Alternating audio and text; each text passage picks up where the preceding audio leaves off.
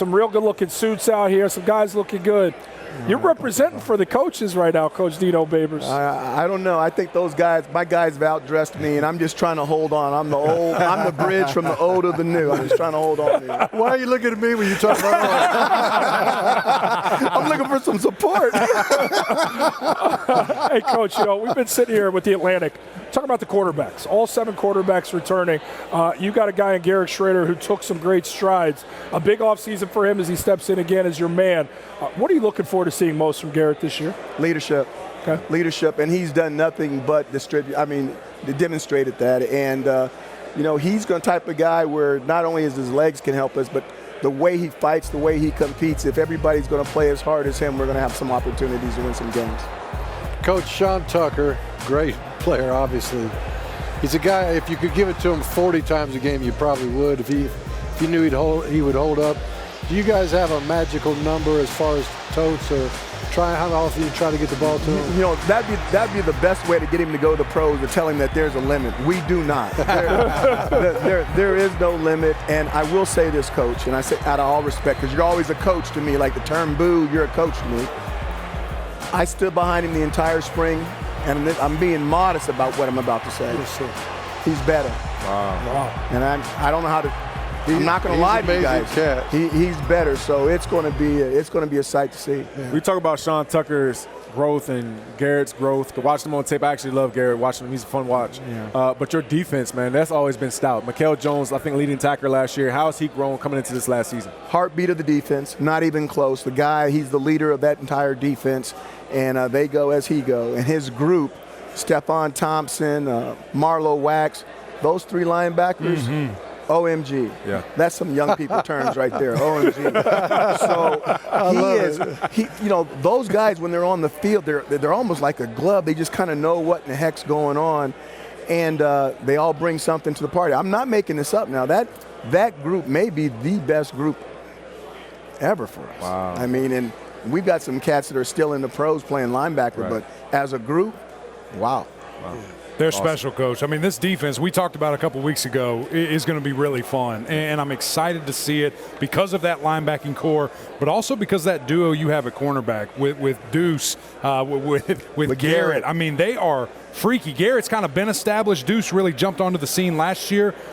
What do you expect for them? Because I remember you telling me, you say, hey, you're on an island, we'll worry about everything else. Yeah, there you go. You need an airplane to get to them, because, right. You want to know how to – well, they're out there. You may not know what's going on in here. It looks like a whole bunch of but out there, you know exactly what's going on. This is a gunslinger, man. You want some, get some. Go out there and get some. But those guys are on islands.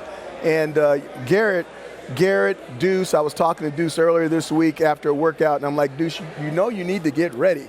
And he's like, Coach, I'm getting ready. And I said, yes, you are. You are getting ready, because – I wouldn't throw the ball to Garrett at Garrett's side. I'd throw the ball to Deuce's side, but that's going to make Deuce. You guys are going to get to see exactly what right. Deuce is all about, and I think he's ready for it. Well, what's interesting about your guys' schedule, Coach, is you open the season and you take on Louisville at Louisville. You're right into the gates. How is that perceived within when you find out that that's how the schedule is going to look for you guys out of the gates? No, first of all, we don't play Louisville at Louisville. You play Louisville we play Louisville at the Dome. Yeah, you play them at home. You're not wrong, because I can understand if you've seen how many years I've been here and how many times we've gone to Louisville, that is an honest mistake. I get that. But we actually get them for the second time that I've been a head coach at Syracuse. And, they're a fabulous football team. I see Malik in the hall. He always speaks. He's a great guy and a fabulous football player. But, we I want to say this is Malik's first opportunity to come to the Dome. So tough place to play. It's a tough place. It's a tough opener, too. First time we had an ACC opener. But we're at home, and they're not, so that's an advantage. And that might be the only advantage, but we'll have to wait and see. Well, I want to stay real quick. I just want to stay with the defense that we were talking about there, that 3-3-5 scheme from defensive coordinator Tony White. We talked about all the pieces and what make it special. But what is unique about that defense that also allows it to shine? I think the unpredictability of the defense. You get offensive linemen coming to the line of scrimmage, and they're not quite sure. You're 100% right. I hate that damn thing. I hate scheming it. Yeah. See, Coach, watch this. No, watch this. Watch this, because we're about to go somewhere. Come on. I couldn't stand the doggone defense either. And I've been watching the thing since I was a player. When I was a player at the University of Hawaii, we were playing Rocky Long's, and Rocky Long was the DB coach. Joe Lee Dunn was running the defense at New Mexico. So we're going way back. You guys stay with us. So now, as a player, I'm sitting there, I'm playing defense, and I've got my roommates on offense, and I go over and I'm talking to my roommate. I'm like, we're doing good. We're stopping them over here. What are you guys doing on offense? And he looks dead at me. I'm gonna tell you what he said. He says, I don't think the coaches know what's going on. Oh, wow. No, don't get me. I love those guys. No, I love those guys. Yeah. But we year after year after year playing that defense. That was in the 70s. Right. And now we're in 20-something. The whole thing is this. A lot of offensive coaches, I don't want to pump this up too much, but a lot of offensive coaches don't want to practice against that. And it's difficult because you can do one thing in the spring and you're really not going to, you got to practice against something else for the fall, or you got to be really good in how you do your practice schedules, coach. True. But outside of that, once you get to game day and you see the confusion in their eyes, it sits really well with you. I hate to beat a dead horse, but at East Carolina University, first-year offensive coordinator, a Joe Lee Dunn protege, Tom McMahon, was a defensive coordinator when I was the offensive coordinator. And he's bringing all kind of juice, how Joe Lee used to do. I'm with Bill you, Coach. Lewis, traditional, 4-3 guy, University of Georgia guy, he made Tom certain periods of the day just play base. Just don't bring all that junk because we can't even run a zone play. But I know what it's like to mess with it.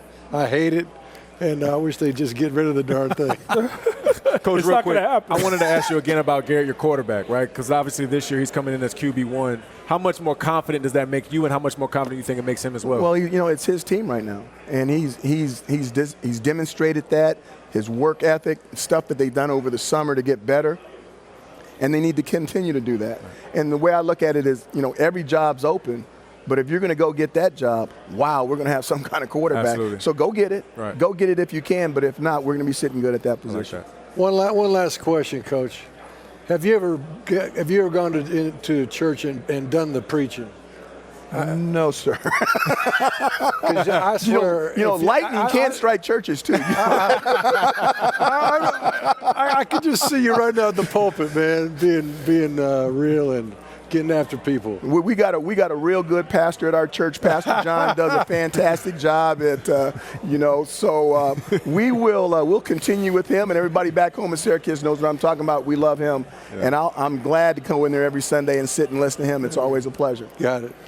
Well, maybe that's a new nickname, the Reverend Dino Babers. You guys stop it now. You're going to say lightning might hit a church, man. You don't want to go that route. Coach Dino Babers, it's always a pleasure talking with you. We appreciate the time. Look forward to watching your squad this season. Thank you so much.